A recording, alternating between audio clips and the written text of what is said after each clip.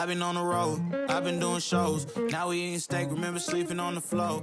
Hello, welcome to episode 2 of Grove City Today. I'm Bryan Mulvany. And I'm Alex Rogers. And today we have a very special guest, Andy Furr. Andy, I'm going to let you introduce yourself and then what it is you do here in Grove City.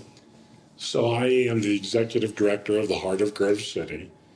Our primary goal with the Heart of Grove City is a nonprofit that we do historic preservation, promotion of the downtown businesses. We do events, obviously, is our biggest piece that we do. But our main mission is to put feet on the street in front of all the businesses and help the businesses maintain strong economic growth as well. So. Awesome. I know you've been a pretty big staple. When people ask, hey, is there any room downtown? People come to me for, having a business downtown. Are there any open places? Who should I go to talk to about, blah, blah, blah. I've always sent people your way, which is good. Sometimes I send people your way when I'm really angry with them, I'm like, oh, he'll tell them. So.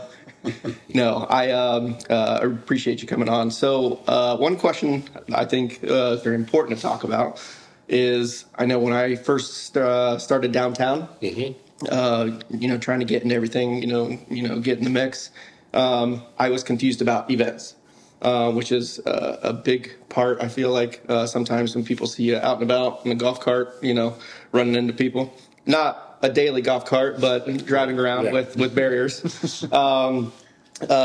What are your major events for the Heart of Grove City? So the three major events that we do, obviously, is our wine festival. It's held this year, June 16th and 17th. Okay. This year, we're very proud to know that we are the #1 wine festival in the state of Ohio. Wow. We have the most wineries, have the most vendors, and we have the longest hours. Okay. So we're very proud of that fact. The second event, which we're kind of evolving into, is tacos and tequila. And so that's been back and forth, and we are growing it slowly. And then the third large one, we used to do a bourbon tasting, since Bourbon Festival is trademarked in the United States. What? But then we changed it a little bit kind of changed the format. And so this year it's Bourbon and Spirits Festival. So we'll be having obviously the high-end bourbons to taste, but then also to have just our local craft distilleries, not beer. Mm-hmm. These are true distilleries that spirituous liquor, and have them to showcase their products that they have, whether it be a vodka, gin, or whatever. Right. And so we're really looking forward to that again this year. So awesome. For people who don't, I mentioned to you before we started recording, I first heard you talk, a couple weeks ago, right? And I start, what is Heart of Grove City, right? Is that an organization that you found that, or are you just run it now? How long has that been around? So 13 years ago, I became a board member at Grove City Town Center, Inc. And the gentleman that was working for us at that time decided to move back to Wyoming. And so I just went to the president of the board. At that time was Christine Halk, and said, hey, I'll gladly resign from the board and take this position over. And so that's what I did, and we just kind of grew it. But then it got to the point where Grove City Town Center, we would get the oddest requests and the weirdest phone calls because everybody thought we were the city. And so we would explain to them. I feel like we need to talk about that. Yeah. And so then we turn around and I said, well, we need a different name that depicts what we do in just the name. And so we threw it out on social media. People, what do you think of when you hear Heart of Grove City? And everybody responded downtown. So we're like, okay, well, we're going to change the name to that. And so that's what the name we go under. We still do business under Grove City Town Center, but everything we do now is considered named Heart of Grove City. So to the average person who has no idea, right? All I know is if my wife and I want to go out and get a drink and walk around, we can go from this area to this area. But what's a process like getting a DORA area approved? I can't imagine that's easy. How does that work for the average person? It was a little difficult. So DORA, Designated Outdoor Freshman Area, is the state Actually, the city of Cincinnati was the one, I don't remember how many years ago, wanted to start this. So they went to the state legislature and said, hey, how do we, we want to create this area. So they drafted it all up. Oddly enough, Cincinnati never did a DORA, and even to this day, they don't have one. What they chose was the entertainment district, which is what Over the Rhine is now. So it's kind of the same, somewhat of the same kind of thing. So we went to the organization, myself, went to the city, excuse me, and said, this is what we'd like to do. And we had kind of a preliminary setup because the municipality actually has to apply for it.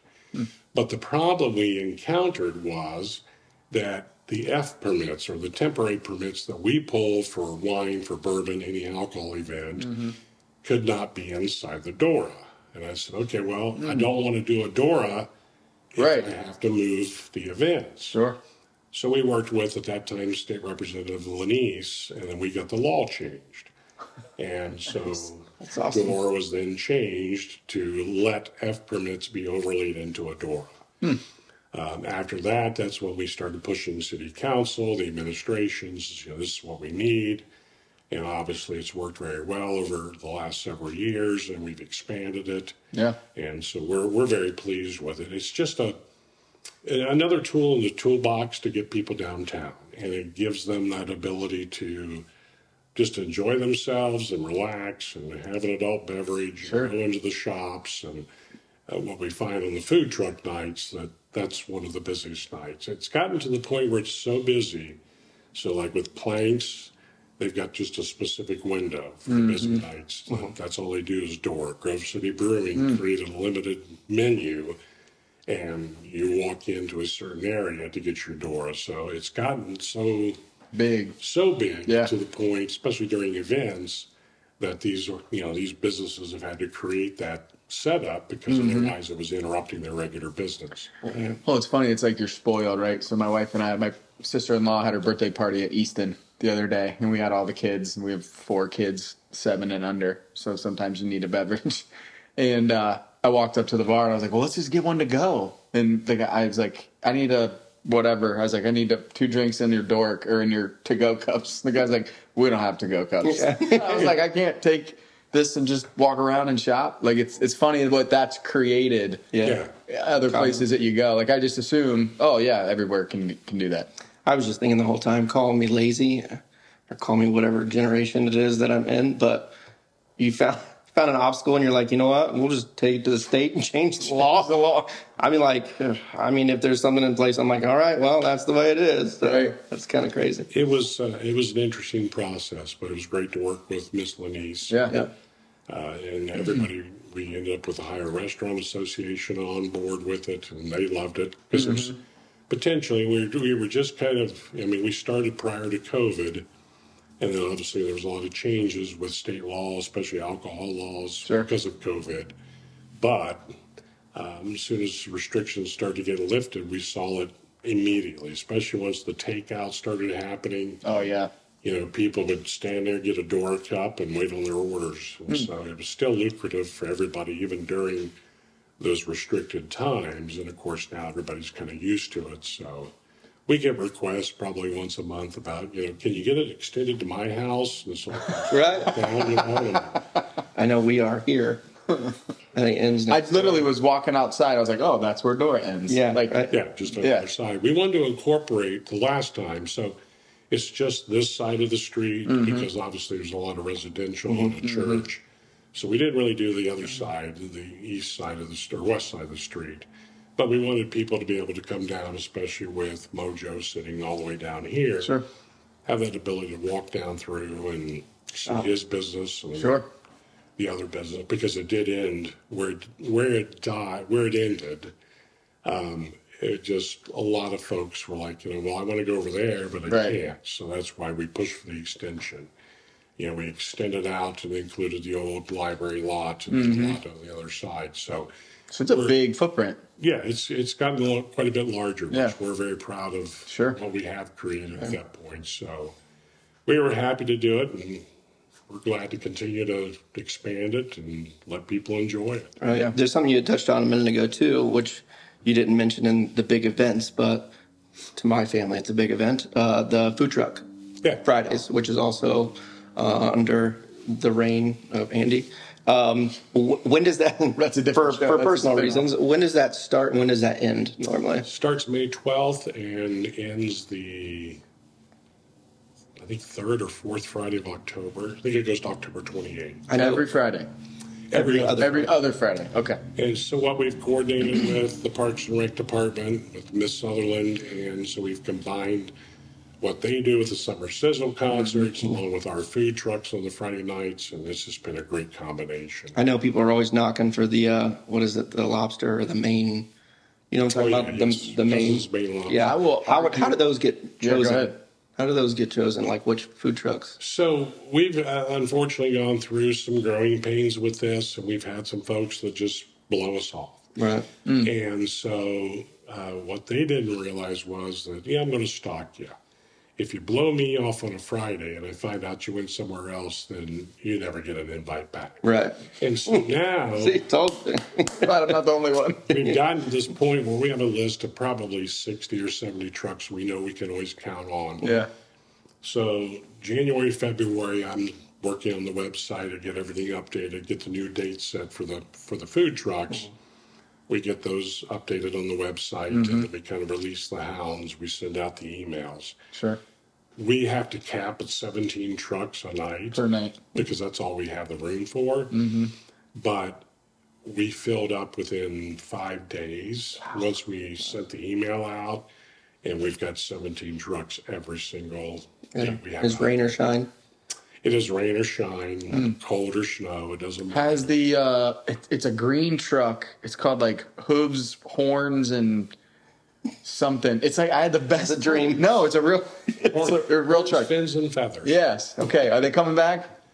Did they blow you off? They didn't blow them off. I had my wife and I went, and it was like the one time where we only had one of the kids, and they were in the stroller. And I had this like tropical Reuben sandwich, and I was like, I will have this again. And I've been stalking them, and they must have blown them off. I haven't seen them come back. If they come back, if somebody sees horns, feathers, and hood, whatever it is, it's a green truck. It has a tropical Reuben sandwich. It's fantastic. I'd have to go back and look, but That's all right. I don't know that they were actually. I don't know that I've I will seen a lot find it of again. them. No, it was the only time I'd ever heard of it. I hadn't heard of it before. I hadn't seen it. And honestly, there was a bunch of the other trucks had long lines, and they didn't. And I was like, okay. And I got the sandwich, and it was fantastic. We and every year for the last couple of years, we receive emails from people about complaining about the long lines at the trucks. Whatever. Yeah.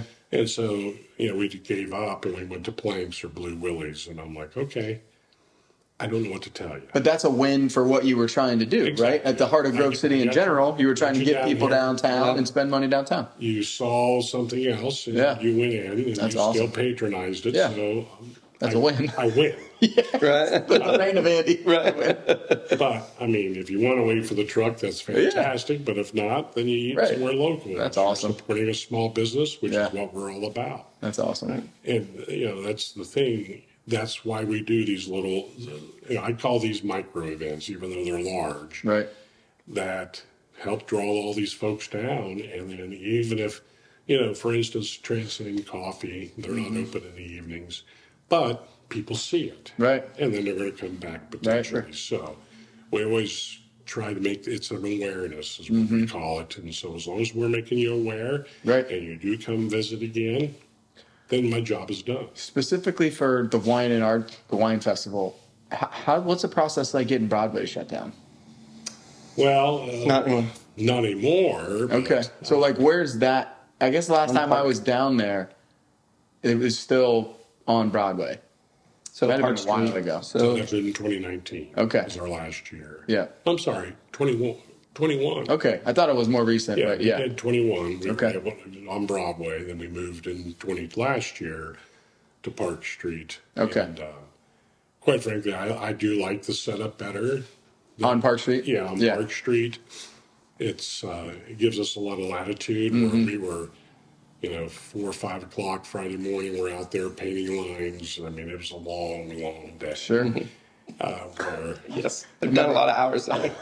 to where Park Street, we have time we can get in there on a Wednesday and Get set up. get things set up done, and we can get the tents put in. And so it does give us a little bit more ability to, not such long days per se, but I mean, with Broadway, I mean, it was quite the coordination between the city and us, and ODOT, I'm sure, had to be notified as well. So actually, the last year we were on there was kind of funny. I mean, I always knew there was a traffic issue, and part of the problem why we didn't shut Broadway down was because the detour was being lost with Columbus Street going through. Right. The railroad basically said, if you want a new crossing, you got to give us an old crossing. Yeah. Because we don't want to maintain all these. And so Grand Avenue got closed, which was the detour and so forth. So, but it was kind of ironic because at the last time we were on Broadway, I just happened to take a break and was standing on the south end of the venue, and I looked down south, and here comes this huge Truck, just barely. With a huge oversized load on it, trying to turn into Kingston. And I'm thinking, and you didn't have hard to tell him, like, you ain't gonna make it. I hit the curb in my little 4-door sedan, and the guy. There ain't no way you're making this. But it was that it was at that moment, I'm like, okay, this is the reason we need to move. Sure. Because I don't want to stop potential truck commerce and so forth. So, but like I said, I do enjoy that space. Yeah. It gives us a lot. We're able to fit the whole thing in there with no problem. We are expanding a little bit this year, only because of the construction on the old library site. But, I mean, it just works. And people are getting used to it. Now, for us, we no longer have that awareness piece because we're not in front of all these folks on Broadway. So we're working on some things this year to make sure that people are walking around. And Sure. one of the things we started last year, which we're still in the process. So the wine festival, for instance, is what they call an F4 permit. The Ohio legislature created this strictly just to showcase Ohio wines. So it's kind of out there by itself. And so we're in the process of talking about the fact, let's change that again, and allow this to be a DORA event as well if you pull this specific permit. So that way, what we would do is, although the wine enthusiasts would probably crucify me, we would go to like a plastic cup at that point to where you could get your wine, and if you wanted to walk uptown, you could, or vice versa. Sure. If your significant other doesn't like wine, they can go get a beer or a drink and then bring it down to the venue. Yeah. And so hopefully sometime this year we'll get that in front of the legislature and get that changed. So. That's what people consider me, a wine enthusiast. No, it's funny you talked about volunteering. Screw the top. You talked about, I worked at Simi's the first year it was open, and they're like, you know how to do wine presentation? I was like, ugh. Yeah, but it's funny you talked about volunteering, like long hours. I remember they were looking, I was a chamber ambassador. They were looking for volunteers for the farmer's market. And I was like, yeah, whatever, I'll put out some signs. And then I get a call like 2 days before. They're like, hey, we'll see you out there at 5:30. I'm like, for what? They're like, well, that's when we put out the signs for the farmer's market. And I had no idea how early that stuff started. Like, I forget where I had somewhere to go or later that morning. But I thought to myself, okay, I grossly underestimated all of the things that have to take place sometimes for these events to happen. Well, in the wine festivals, for instance, it's 124 volunteers. And so, on average, that's 2 hours apiece. Wow. So 250-ish hours. But the one person who I know she's going to kill me for naming her does 50% of the work of the volunteers, Quinn. Yep. Yeah. And she literally, I'll be riding my bicycle right when they're shutting the streets down, and she's out there.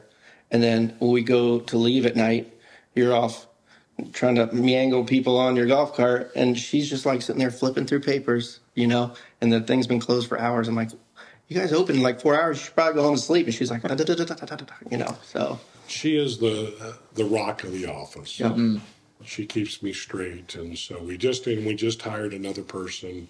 Oh. They work in the evenings with us and kind of took some of the load off of me and doing different projects we want to do. And so we're thrilled to have her on board, but it has helped a lot. And it gives Quinn, she's able to take a few things off her desk. She doesn't want to. No.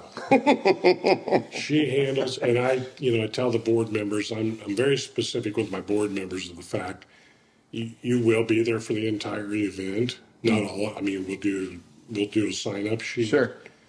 You are there if she needs a decision made. Otherwise, do not talk to her. Because she has got this, I don't even walk in. And I'm like, that's her area. Right. She's got it completely under control. Just leave her alone. Yeah. Because she knows what she's doing. And she does a wonderful job at that stuff. And so.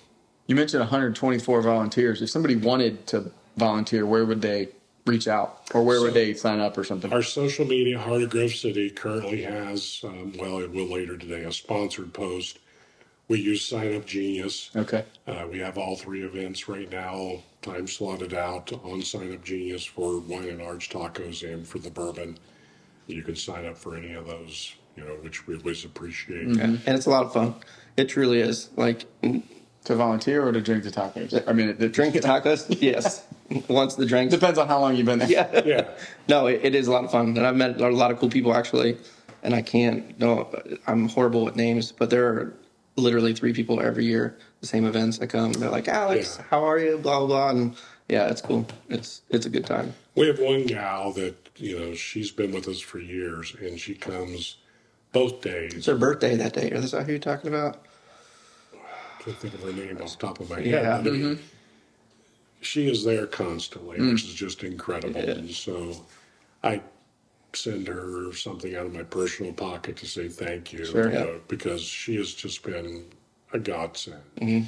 And she knows what Quinn wants, and so she can help, Right. and it's just been incredible. So we will change we're hoping to change a few things this year.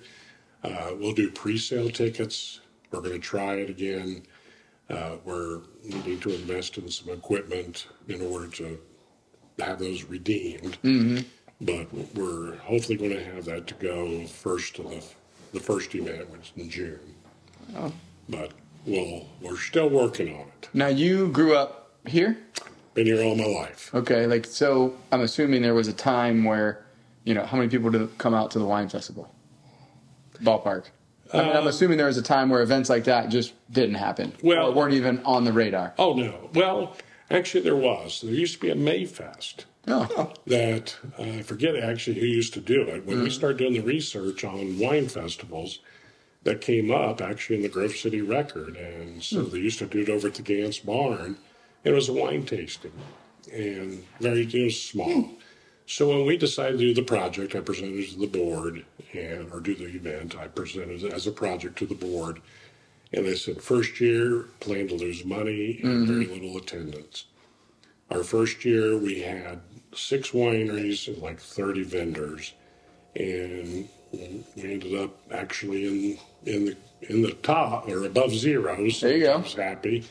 And I know we probably had probably good 3,000 to 4,000 people the first year, and so I was highly impressed with it, and it just continued to grow from there. We now probably in the 2 days 25 to 30,000 depending on the weather. I know my mother-in-law tries to come up from Cincinnati, for that. We went a couple times, and now it's when is the wine festival? We'll try to come up, and we try to make a whole weekend out of it. So we gauge a lot of it. So at the end of Saturday night, I write checks for all the wholesale wine that was basically poured. From the wineries. Got it. Okay. And we pay wholesale costs for that. But they have the ability to sell retail across the table just for off-site consumption. Yeah. And so my wife always finds a way to bring some home. But last year, for instance, it was almost $60,000 in checks that I wrote. Wow. That amount of wine that was poured.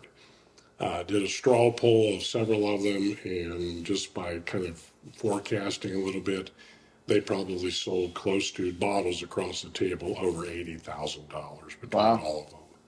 So it's obviously people like to do that. I mean, we've seen people that has a specific winery, let's say that's up in Ashtabula County, but they live in Cincinnati. So they'll come up just here, and they'll buy cases. Wow. 8, 10, 12 cases. I mean, they're walking out with a dolly, you know. Right. I've had some of the police officers, is that okay? And I'm like, oh, yeah, it is. Yeah, huh? They bought They it, don't it's know theirs. Right. I mean, Right.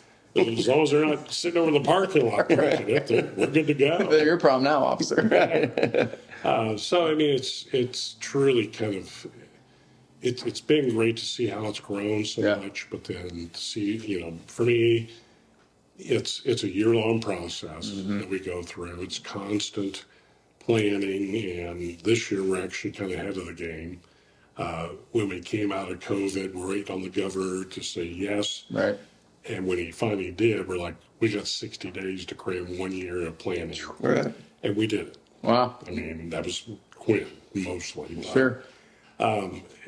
it takes a lot, and people don't realize how much behind the scenes, even the food trucks. I mean, it's, oh, they just come. No, well, they don't. We coordinate all that. And so it's every event we do, there's always going to be that back office happening, planning, getting things ready to go. That's awesome. Now, so from six wineries the first year, how many will be there this year? Ballpark. 25, 25. That's awesome. And how far do they come from? all over the state. But they're all in state. So they're all Ohio wineries. We will not allow an outside winery to come in. That's awesome. One of the, you know, we've had, quick story, probably 7, 8 years ago, I had a distributor call me, you know, what's it going to take for us to get our name on there? I said, you write me a check for, I don't know, $185,000. We'll put you on there. Yeah. He's like, well, that's ridiculous. And I said, well, you called me. I didn't call you. Everything's got a price. Yeah, you want to know how to get your name. There it is. Yeah. Unfortunately, we've never seen that check. But, Shoot your shot, right? yeah, we've watched other festivals kind of just fall to the wayside. Yeah, get watered down. Well, they get distributors pride. in there, and they want to do California wines, Yep. Italian wines. And they want to push what they need to push. For us, it's all about the Ohio wineries and bringing them in and let them be showcased at that point. And so, and they're very appreciative of it. Right. And they, That's awesome. It's worth it. A lot of them, it's worth the trip. And then this year with the wine festival, of course, the art component, we've been blown away with the amount of. We only have 118 spaces for it. We had over 400 applications. Wow. Granted, And 25 of those 100 and however many spaces are taken up by the wineries. Well, no, that's just that's in just addition better to. spaces. Oh, okay. Okay. It's 118 plus 25 Got wineries, it. which some of them do 2 spaces, so it Sure. gets to be a lot. But Yeah. we've had folks as far as Arkansas that we accepted and are coming. Florida. I mean, so we have a lot of out of state. We had a great selection of different mediums of art. So we're really looking forward to this year. It should be a great show and a lot of higher end. One year actually, I really like the experiential piece of this, and so I try to get some of the folks to, you know, well, if you're going to be in your booth, why don't you paint or draw or whatever? Sure. And so I think it was our last year on Broadway. There was a young lady who was right there in front of planks in the corner. Doing caricatures. Well, no, she was painting. Painting. Yeah. And I mean, the crowd just. Yeah, I remember that. She did almost $50,000 in business that weekend. Just because she stood there I quit. and drew. I mean, it was, painting, and people were just like, holy mackerel, that's so cool. Yeah. They got to see the process. Sure. And so they were just buying her stuff left and right. She left out there Saturday. She had like, I don't know, maybe 10 or 15 prints left. I mean, she was plumb full when she started. So that's the kind of thing we're looking for, is to try to give Something unique. yeah, exactly. Wine is going to eventually trend out. We know that. But the arts will always be there, and so that'll always be the base for this I particular. mean, wine's been around a long time. It'll It's not my thing, but yeah, I mean, it'll continue. it's my wife, so it's kind of my thing. Yeah, well, it has to be your thing. Like we'll go somewhere and like she'll get like a sophisticated something. She'll get like a red wine, and I'll get like raspberry or like blackberry, and they bring them over to the table, and they assume that the red is mine, and the berry is hers, and I always know it. So I'll take the fruit. Yeah.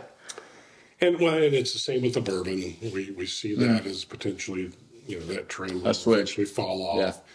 But that's why we're implementing all the spirituous liquor distributor or distilleries, because those folks, obviously, they've grown over the years. I think we have 166 in Ohio right now. Wow. Started off when we first looked at this 8 years ago, there was maybe 50. So they've just taken off as well. So when bourbon kind of fades or trends out and people aren't interested, we'll always have those folks to kind of back up, and that'll be the base of the event because people seem to like that. And we have two couples that own M&O Spirits in Asheville. They wanted to open up. They live here in Grove City. They wanted to do a distillery, but unfortunately, at that time, our code didn't allow for that. And so the process to get that changed was greater than what they wanted to wait. Sure. So they found another location, and they've got some great product. But they love coming to this because it's an awareness issue, and it gets people down there, and they get to sell what they're making at that point. So I was just thinking about learning points, being volunteering behind the scenes for you and whatnot. Are there? What would you say a good learning point is? Something that I preach a lot of, only because I live in, historic downtown Grove City. And I also, own a studio here. I'm guilty of it, especially in the evening times. I put my windows down, even if it's snowing outside, because the windows are tinted. And when the streets are packed, especially on a Friday night, people cross when they're not supposed to, but also cars try to beat the red light when they're not supposed to. So besides that safety issue, with Food Truck Fridays and the festival and everything, is there any other points you would like to make people aware of? Just be patient. Patience is the biggest thing. Yeah, that's why. Any hard lessons that's learned? Why the drinks. Some patience. I mean, like I said, we've learned. I've always said that there is no perfect event. Right. We'll never have one. Right. And so there's always room for improvement, make changes. So specifically the wine festival, we heard a lot of comments last year, long lines and so forth. So this year we'll have a lot more signage up and to kind of help direct you at that point. And then if we're able to take, do the credit cards, or cash or, So complaints aren't falling on deaf ears at that point. Oh, no, they're not. When people give us some good criticism. Yeah. Some we ignore. But for the most part, we do listen to things. We see, and I have the time to walk around, see how things are, and so I make mental notes, and as soon as we're done, it's over with, then they get put on paper, and I start reaching out, just like last year, people complaining about the one lot having a lot of potholes. Okay, well, let's reach out to the city. How do we fix that? Sure. Can we fill in, and so we came up with a plan. So we do listen to folks, and I see issues after we're set up. I'm like, we should have done that, and so then we'll make that change. But patience is the biggest thing, and some people aren't very patient, which is fine. But, Well, as somebody who's got 4 kids, and every other Friday, my wife and I don't have to think about dinner. Yeah, I appreciate all the effort that goes into all that. We love having you down. Yeah. And one thing I do want to touch base on, we're very excited this year. We are hosting the All Ohio Model T Jamboree. What? And so one of my board members, who's also a realtor, Mr. Miller, his family is heavily involved in this. And so last year was in Marietta. And so he talked to the group and said, we would love to host it in Grove City, and they agreed to it. So it's very much a large event to plan. Sure. There's a lot of different facets to it. And didn't he say like hundreds of cars? So with the fact that we did receive a little bit more on our grant this year, we're able to help subsidize this particular show. Yeah. And so by dropping the registration, we're seeing potentially, we're thinking 150 to 180 Model Ts. Where do you put them? What's that line? I mean, I've got a garage. What's the line? Christmas Vacation? Where you can put a tree that big. Yeah. So we have to work with, for instance, we had to get hotels lined up for all these folks. Wow. Of course, the hoteliers were obviously very excited because potentially, just like with Mr. Miller, it's a whole family weekend. So, right. I mean, he's potentially getting 2 rooms and all the money. So, I mean, that's what we're, these restaurants and everything else. But So there's a lot of logistics too. Like you said, these people bring them in on trailers. Where do you park all that? Right. We're working with the property owners where Walmart is because it's such a big parking lot. Yeah. It's close to the hotels. But these folks like to have, do they do different tours? And so we're planning tours each day, and then we have to have lunch and then donuts. And so we're working with all of our local businesses, like Garden Cafe will do all the lunches. We're doing a banquet on Saturday night at the NAS using their facility. And then we have Jolly Pirate coming out with their truck to do the donuts and coffee for the folks. I mean, so that's awesome. I'm barely touching the surface on all the things that have to be And that's just planned. one event. Yeah. That's one That's like, 2 days. Yeah.